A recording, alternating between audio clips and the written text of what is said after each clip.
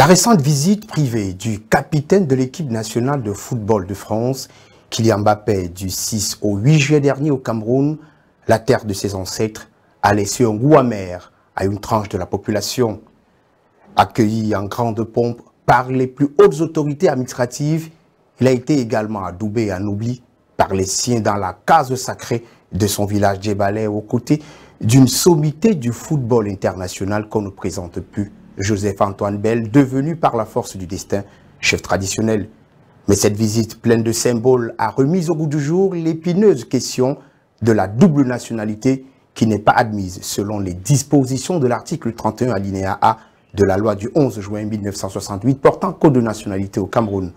Cette loi obsolète qui attend toujours d'être modifiée stipule clairement que, perd la nationalité camerounaise, le Camerounais majeur qui acquiert ou conserve volontairement une nationalité étrangère. 55 ans après, c'est toujours le statu quo.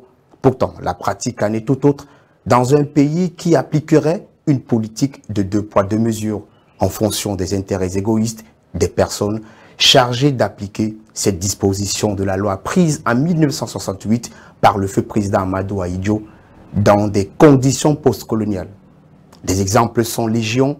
Plusieurs clichés peuvent d'une certaine manière sous-tendre ces allégations.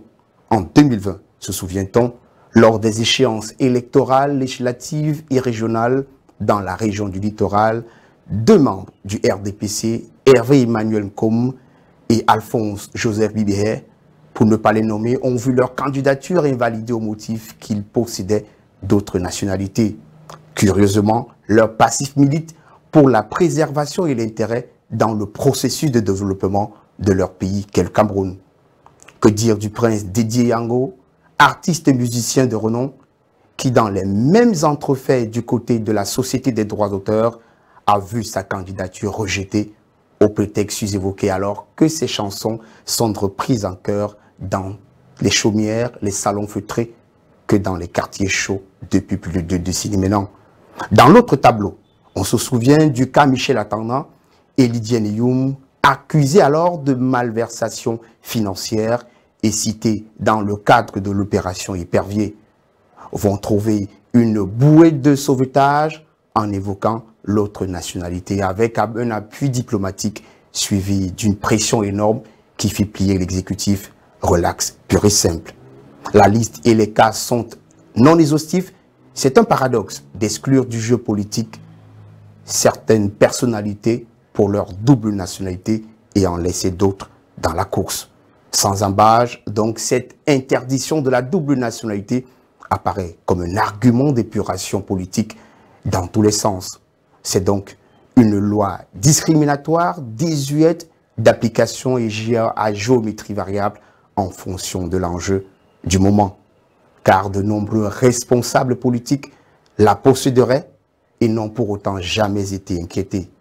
Comme à exclure de la marche du pays des compatriotes qui, pour des raisons économiques ou politiques, ou l'une ou l'autre, ont été contraints de prendre une autre nationalité.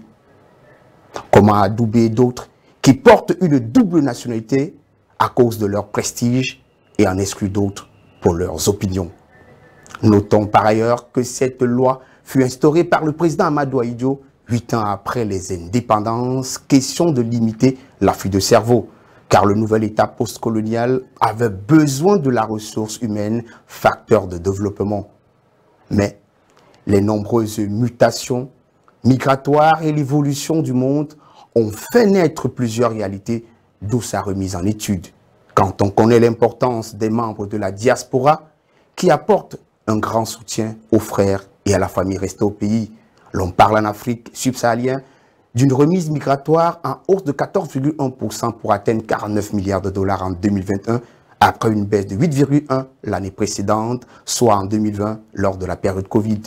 C'est donc un impact non négligeable sur le développement des États africains, notamment le Cameroun. En plus, on a enregistré en 2017 60,5 milliards de dollars de le montant des ressources établies par les ressortissants à l'étranger, contre 44,3 milliards en 2007, soit une hausse de 36% selon le Fonds international de développement de l'agriculture. À quand la création d'un ministère de la diaspora?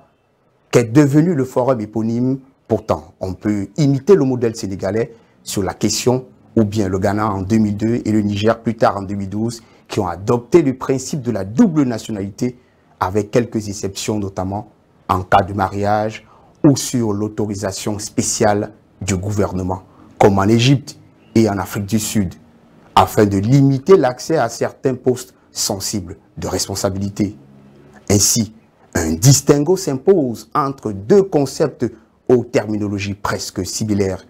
La nationalité administrative ou légale, fondée sur le statut d'une personne liée à un État souverain fondé sur la qualité, la naissance ou la résidence, et confère à ce dernier un ensemble de droits et de devoirs, et celle dite sportive qui permet justement à un individu la possibilité de participer à une compétition sous la couverture d'une nation ou d'un club. Ce qui rend la chose complexe, c'est qu'elle est personnelle et sa perte selon l'article 40 de la loi portant code de nationalité pour le Cameroun, pour un Camerounais d'origine, est prononcée par décret du président de la République ou sur une simple ordonnance d'un juge.